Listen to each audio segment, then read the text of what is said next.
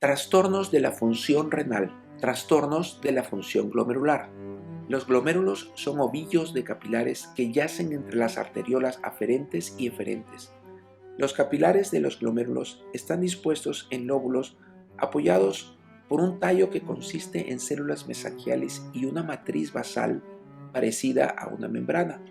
La membrana capilar glomerular está compuesta de tres capas estructurales. Una capa de células endoteliales que reviste la superficie interna del capilar, una membrana basal constituida de una red de proteínas matriciales y una capa de células epiteliales que rodea a la superficie externa del capilar y reviste la superficie interna de la cápsula de Bowman.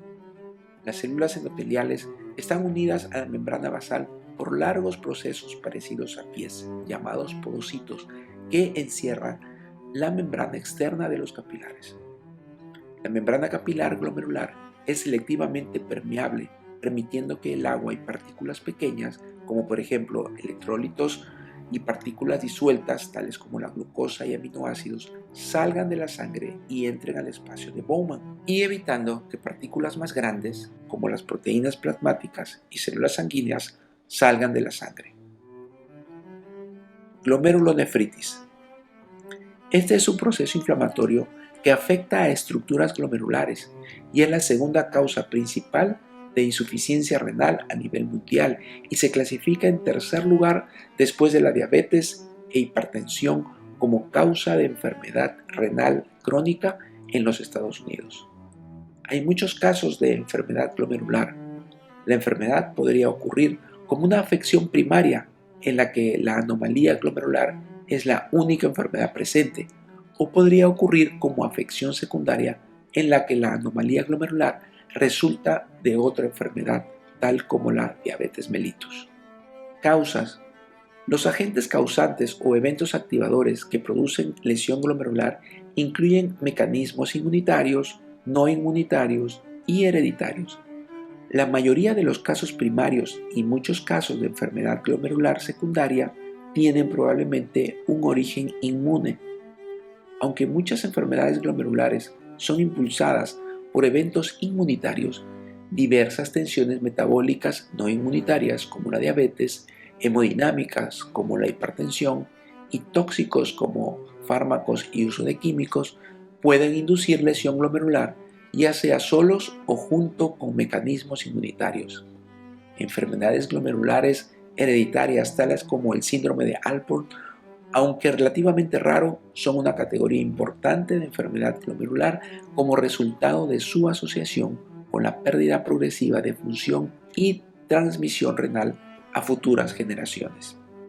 Esquema de tres capilares glomerulares que ilustran los sitios de formación de complejo inmune.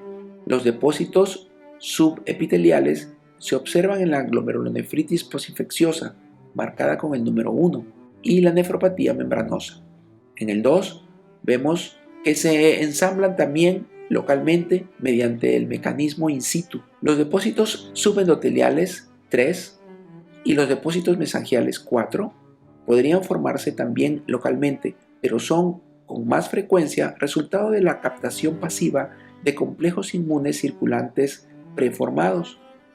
Los anticuerpos antimembrana glomerular se unen a un patrón lineal a la membrana basal glomerular, marcado con 5.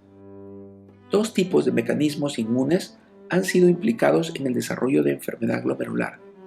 1. Lesión que resulta de anticuerpos que reaccionan con antígenos glomerulares fijos o antígenos plantados dentro del glomérulo. 2. La lesión que resulta de complejos circulantes antígeno-anticuerpo que quedan atrapados en la membrana glomerular. Los antígenos responsables del desarrollo de la respuesta inmune podrían ser de origen endógeno, tales como los anticuerpos para el ácido desoxirribonucleico en el lupus eritematoso, o podrían ser de origen exógeno, tales como los antígenos de la membrana estreptocócica en la glomerulonefritis postestreptocócica. Frecuentemente se desconoce la fuente del antígeno. Los cambios celulares que ocurren en la enfermedad glomerular incluyen incrementos en el número de células glomerulares o inflamatorias, engrosamiento de la membrana basal y cambios en los componentes glomerulares no celulares. Un incremento en el número de células se caracteriza por uno o más de los hechos siguientes: proliferación de células endoteliales y mesangiales, infiltración leucocitaria de neutrófilos, monocitos y en algunos casos linfocitos, y formación de medias lunas, que es una colección en forma de media luna de células epiteliales proliferantes y leucocitos infiltrantes en el espacio de Bowman. El engrosamiento de la membrana basal conlleva depósito de material no celular denso en los lados endotelial y epitelial de la membrana basal o dentro de la membrana misma. El cambio de los componentes glomerulares no celulares, como la esclerosis, se refiere a un incremento en la cantidad de material extracelular en el tejido mesangial subendotelial o subepitelial del glomérulo, y la fibrosis se refiere al depósito de fibras de colágeno. Los cambios glomerulares pueden ser difusos, afectando los glomérulos y partes del glomérulo, focales, en los que solo algunos glomérulos son afectados y otros son esencialmente normales, segmentarios, que afectan solo un cierto segmento de cada glomérulo, o mesangiales, afectando solo células mesangiales.